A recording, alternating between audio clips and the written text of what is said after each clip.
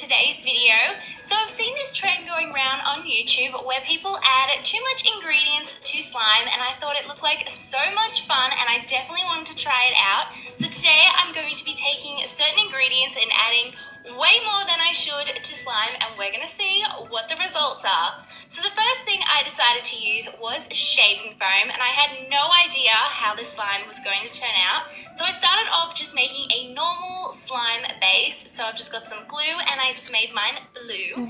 Then I'm taking some shaving foam and I am just going to add so much shaving foam. I even used a super large bowl just so I could add all the shaving foam. I think I added almost 2 cans, and normally I only add about a cup. So this is a lot. As you can see here, the shaving foam to glue ratio is way off. So I was excited to see how this was going to work. I loved all the shaving foam. Oh my gosh, it's like a giant marshmallow.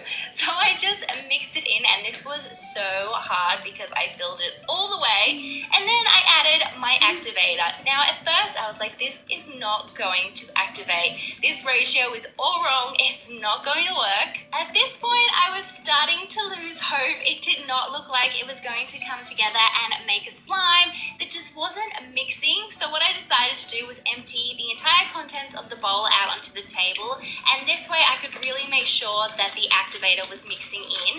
And then something magical happened and it started to form slime, and I was so excited. It did take a while to mix in, and I found that it stayed a little bit sticky, and that's because of how much shaving foam I added. But the end result of adding 1.5 cans of shaving foam was this super jiggly, you can see here how jiggly it is, super clicky, fluffy slime. And when I say this is a fluffy slime, it tastes like fluffy slime to a whole new level. It's like a cloud, and I had so much fun with this. Oh my gosh, I'm so glad we started with shaving foam.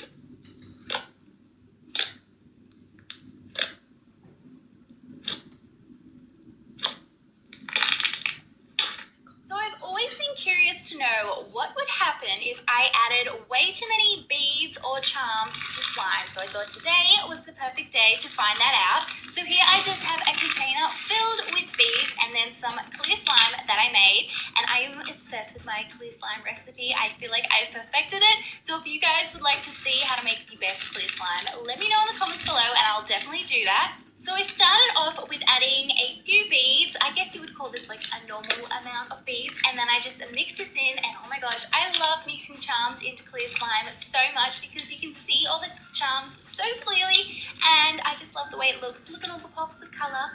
So here we have about a normal amount of beads, but we need to take that to the next level.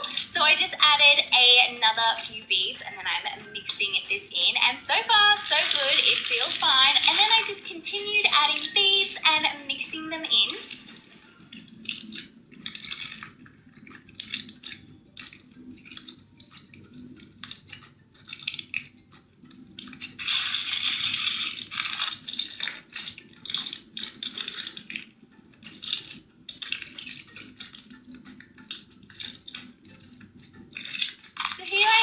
Adding even more beads, and I feel like this is the limit with how many beads I could add. The slime would not hold any more than this. This slime was super hard to poke just because the whole thing is basically beads, but it had great bubble pops and it felt really interesting. It didn't really feel like slime just because the whole thing was mainly beads, but I'm so happy I tried this out.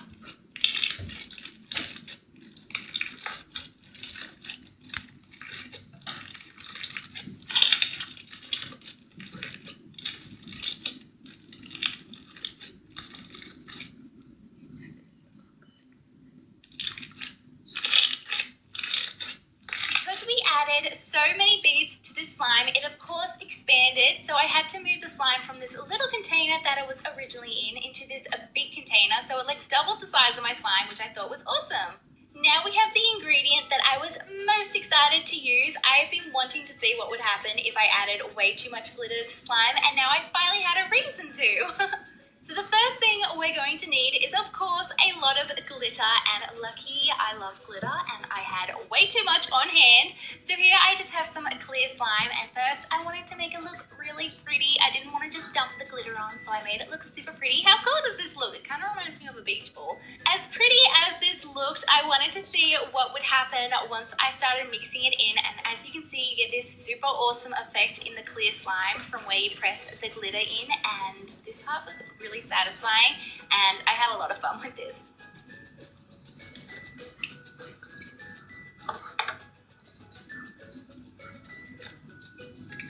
After mixing in the glitter, it gave the slime the coolest effect. It looked like the glitter was just suspended in the slime, and it reminded me of a galaxy. It's so magical. And then I just tipped the slime out and continued mixing the glitter in.